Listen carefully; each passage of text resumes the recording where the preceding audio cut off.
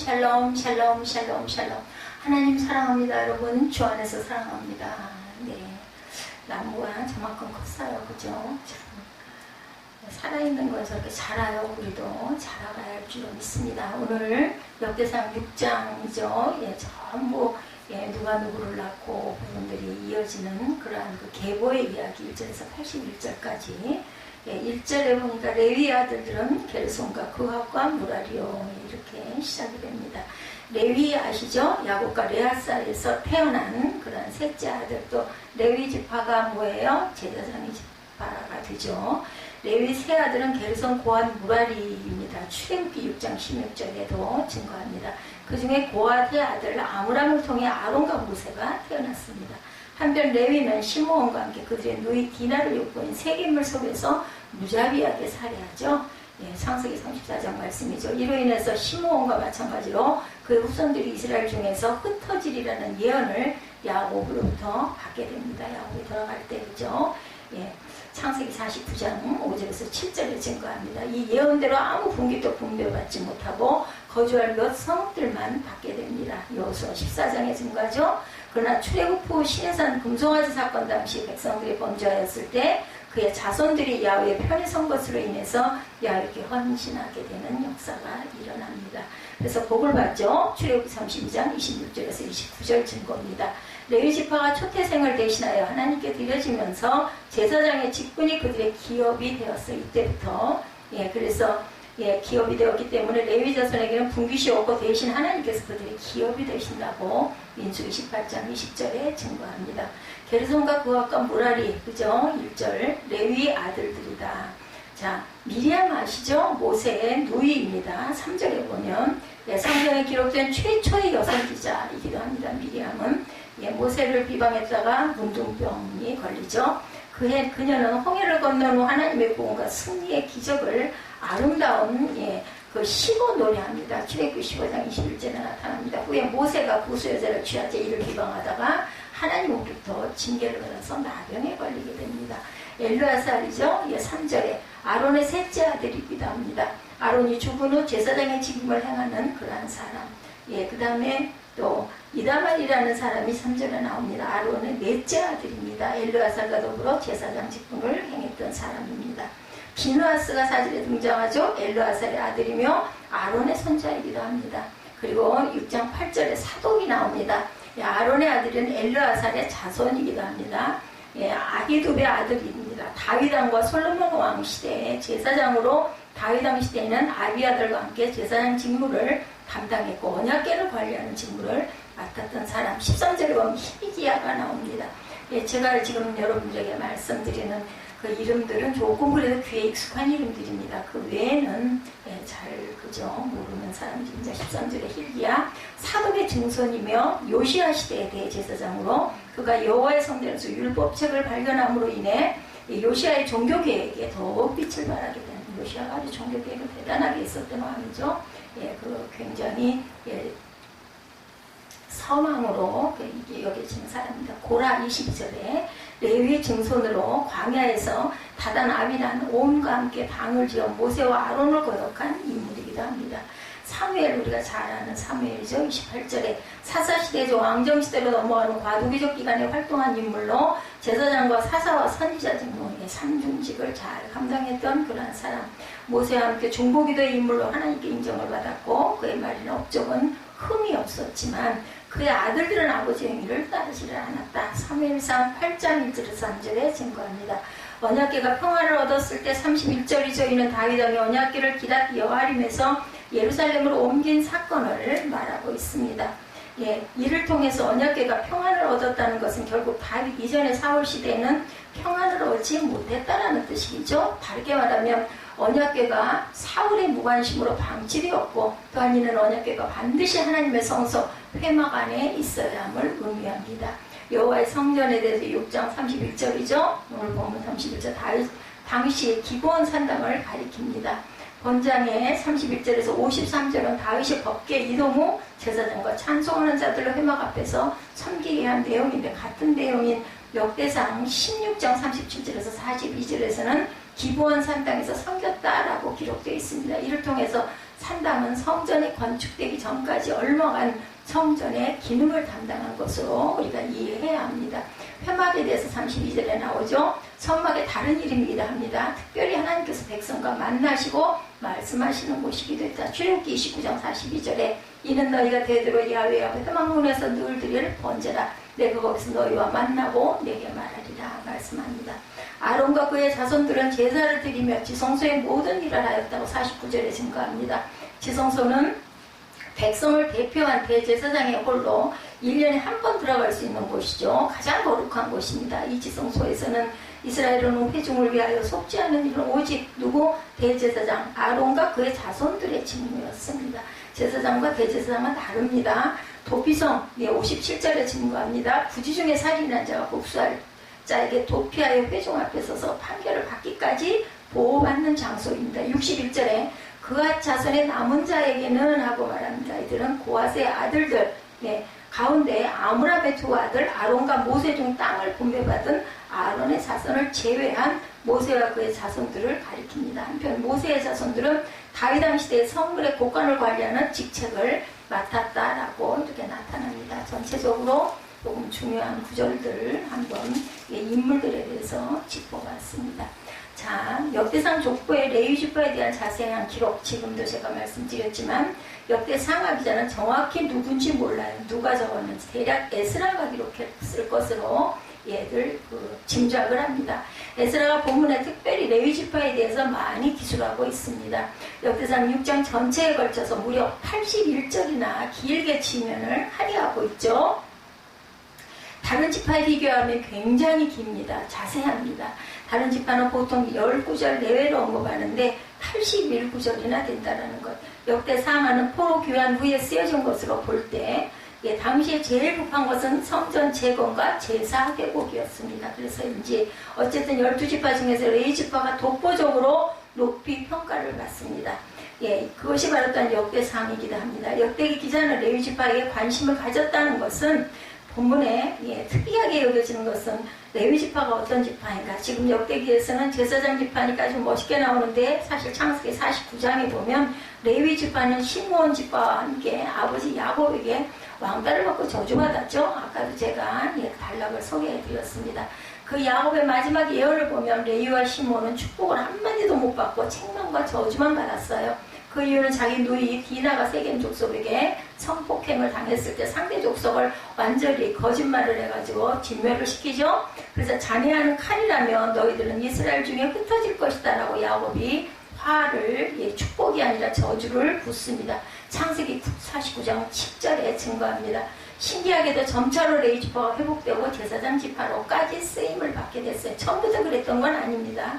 어떻게 야곱에게 심한 저주를 받은 레위 지파가 나중에 회복이 되고 이스라엘의 제사장 지파가 될 수 있었을까요?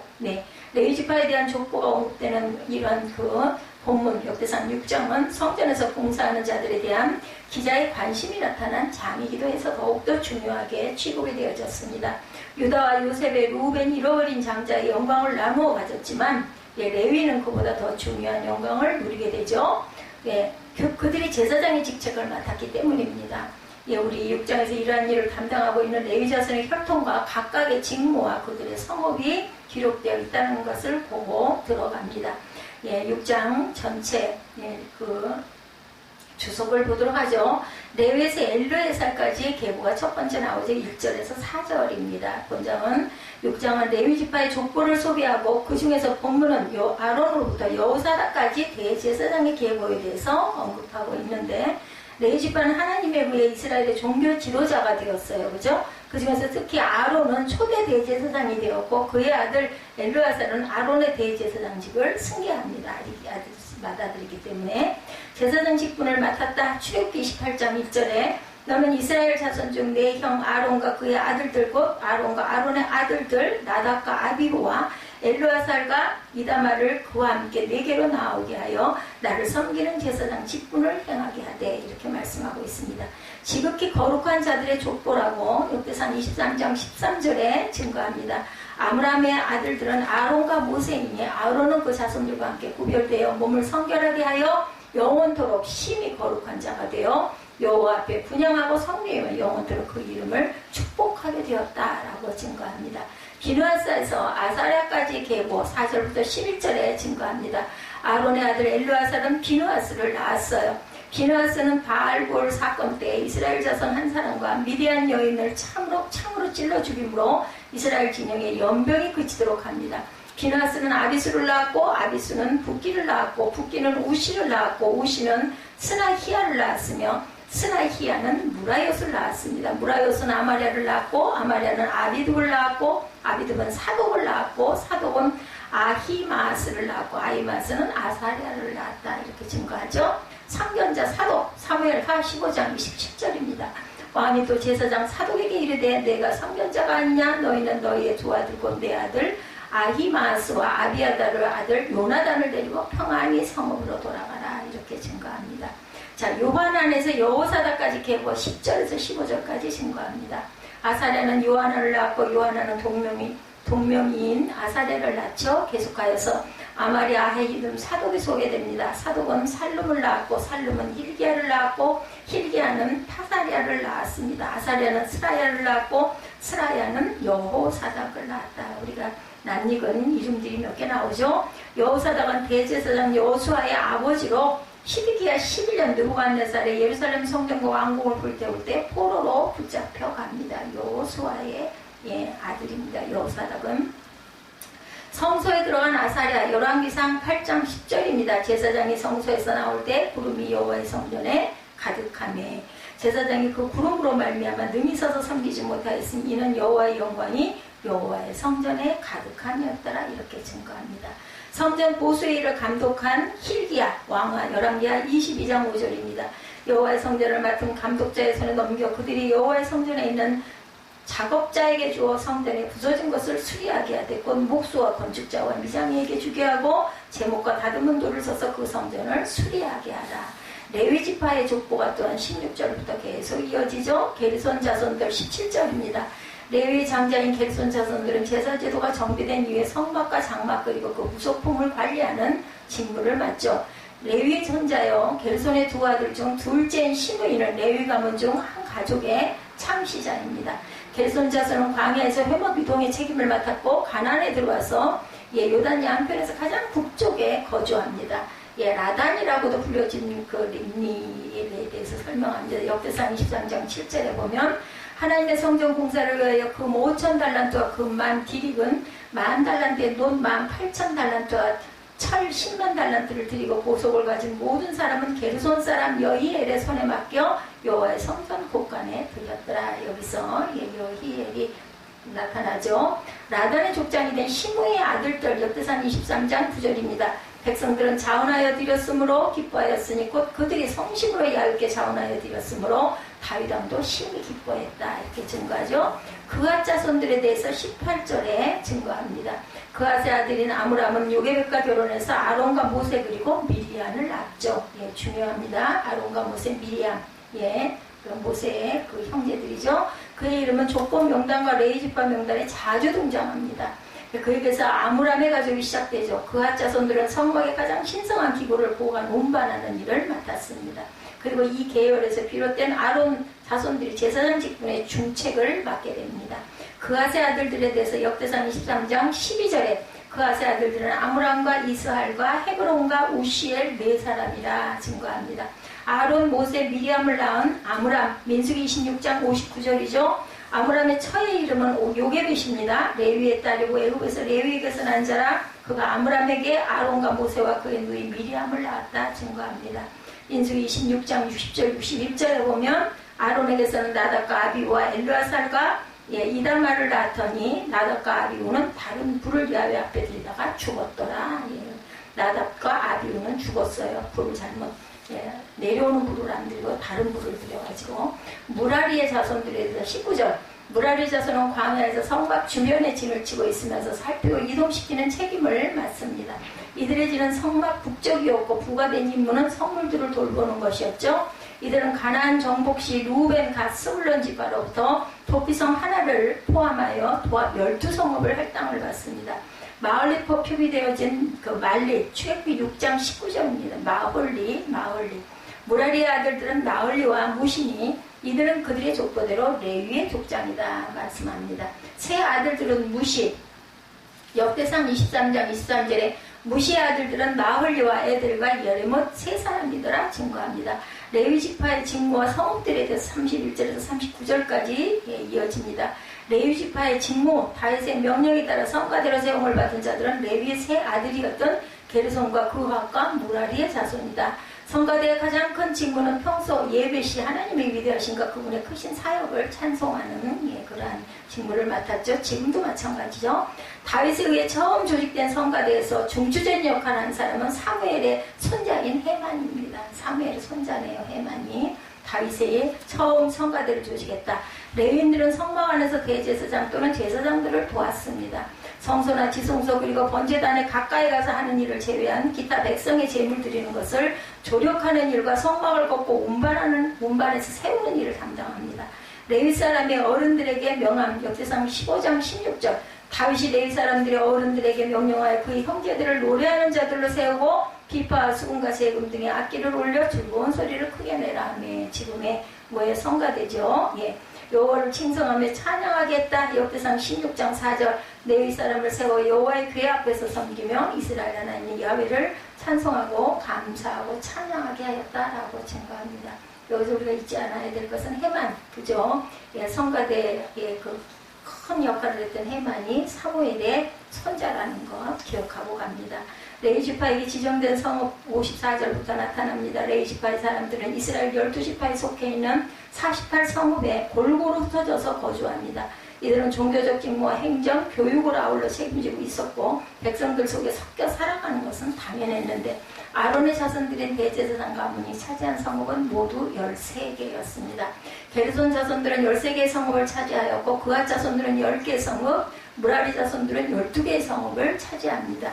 가나안 사방 지경, 민수기 34장 2절에 증거하며 너는 이스라엘 자손에게 명령하여 그들에게 이르라. 너희가 가나안 땅에 들어가는 때 그 땅은 너희의 기업이 되리니 곧 가나안 사방 지경이라. 48성읍이죠. 여호수아 21장 41절에 보면 레위 사람들이 이스라엘 자손의 기업 중에서 받은 성읍은 모두 48성읍이요 또 그 목초지들이라. 이 각 성읍의 주위에 목초지가 있었고 모든 성읍이 다 그러했다라고 말합니다. 자, 아론 자손의 대제사장 가문이 차지한 성읍이 13개, 그리고 게르손 자손이 13개의 성읍, 그럼 26개, 그핫이 10개, 36개, 그리고 12개, 그래서 48개다. 전체가 아론의 제사장 가문이 차지한 성읍들은 48개다.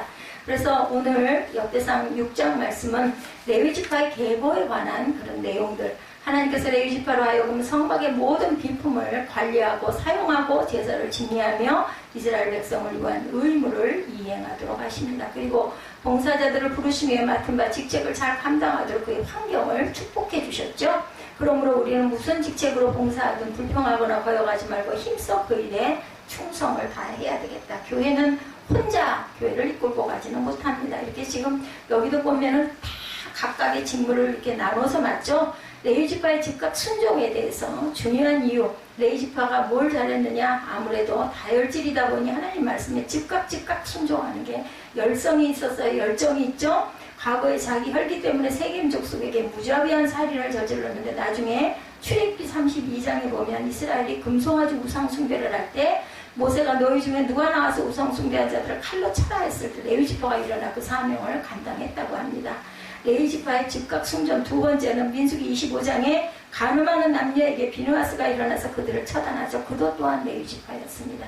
그러니까 레위 지파는 어떻게 보면 과거에는 큰 잘못을 했지만 어떤 그 특성상 큰 순종을 하죠. 담대함이 있습니다. 열정이 있습니다. 완전히 하나님 앞에 변화된 모습으로, 좋은 모습으로 변화하죠. 민수기 25장 7절에도 제사장 아론의 손자 엘르아살의 아들 비느하스가 보고 회중의 가운데서 일어나 손에 창을 들었다 이렇게 증거합니다. 그래서 점점 레위 지파가 회복되어 가죠. 삼손을 비유로 들어 말하면 그 머리카락이 점점 자라갔던 것 같이 역대상 6장 61절에서 81절에도 레위 지파에 대해 아주 자세히 설명하고 있는데 거주 성읍, 성읍 취득 과정, 분파별 거주 성읍 내역에 관해서 상세히 설명하고 있고, 이렇게 역대기 기자 에스라로 추정되어진다 했죠. 레위 지파의 깊은 관심을 보여주고 있는 것 중요하기 때문에, 왜냐하면 하나님을 예배하는 것이 가장 중요하죠. 이 레위 지파를 남달리 지파와 비교해 보면 납달리 지파는 역대상 10장 13절에 단 한 절만 기록해서 설명하고 있는 것과 아주 대조적입니다. 납달리 지파. 레위 지파는 무려 81절에 걸쳐서 길게 기록 설명하는 것을 보면 역대기가 기록된 시점, 바벨론 포로 귀환 후에 레위 지파의 위상이 12지파 중에 가장 높았음을 알 수가 있습니다. 오늘날 우리도 내가 대화 중에 많이 언급하는 사람이 누구인가, 내가 관심 가지는 인물이 바로 그렇죠. 에스라서와 그래서 이 역대상하고는 맞물려 돌아갑니다. 그 시대가 포로 귀환을 막 한 그 이후였기 때문에. 마찬가지로 포로 귀환 후 이스라엘은 레위 지파에 대해 큰 관심이 있었다는 것이 가장 길게 언급했기 때문이기도 하고, 레위 지파는 세 가문으로 나뉘죠. 그가 무라리 게르손이다 이렇게 시작을 합니다. 민수기엔 고앗으로 나옵니다. 고앗이라고도 하고 그앗. 이게 이제 외로이기 때문에 이게 발음이 이렇게 다르기도 합니다. 세 가문 아래 계보까지 쭉 자세하게 기록되어 있는 내용, 6장입니다. 역대상. 성가대장 해만의 족보 33절이죠. 역대상 6장 33절 봅니다. 직무를 행하는 자와 그의 아들들은 이러하니 그앗의 자손 중에 해만은 찬송하는 자라. 그는 요엘의 아들이요 요엘은 사무엘의 아들이다. 레위 지파 족보를 연구하면서 특이한 점은 6장 33절에서 38절까지 레위 지파의 자손 중에 특별히 해만의 족속을 언급할 때 해만부터 시작해서 위로 조상 레위까지 21대를 거슬러 올라갑니다. 6장 38절에 고라는 이스라엘의 아들이요 이스라엘은 그앗의 아들이요 그앗은 레위의 아들이요 레위는 이스라엘의 아들이라. 이렇게 특별히 해만의 족보를 길고 자세하게 기록한 이유는 해만의 족보는 왜 상향식으로 기록되어 있는가? 성경 족보를 기술할 때 두 가지 방법이 있습니다. 하향식 기술 방법과 상향식, 거슬러 올라가는 방법이 있죠. 하향식은 자기 조상들이 대단해서 우리 조상들이 이러하다며 언급할 때 하향식으로 족보를 기록합니다. 보통 족보는 하향식으로 기록되죠. 누구는 누구 이렇게 내려갑니다. 근데 상향식은 현재 굉장히 유명한 사람이 있을 때 그 사람으로부터 시작해서 족보를 거꾸로 거슬러 올라간다. 유명한 사람이 중심이 됩니다. 그러니까 해만의 족보가 조상 레위까지 21대를 거꾸로 거슬러 올라간 것은 해만이 당시 포로 귀환 후에 레위 지파 가운데서 아주 가장 중요한 역할을 감당했다는 것을 우리가 알아야 합니다. 이스라엘 가운데 가장 지도자적 역할을 감당하기도 합니다. 누가복음 3장의 족보에 예수님부터 시작해서 상향식으로 아담까지 거슬러 올라가죠. 왜냐하면 예수님이 가장 중심이고 중요하기 때문에 예수님이 중심이 돼서 위로 거슬러 올라갑니다. 역대기 기록자가 에스라라고 볼 때 당시 사회적 분위기가 해만 가문을 비롯해서 전체 레위 지파를 굉장히 높이 평가하고 있고, 그들은 포로 귀환 후 당시 이스라엘의 가장 지도자적 위치에 있었다. 그래서 레위 지파를 모으죠. 보면은 사람이 부족해가지고 8장인가요? 거기에 보면 이것은 창세기 49장에서 야곱이 레위를 홀대한 것과는 너무 대조적입니다.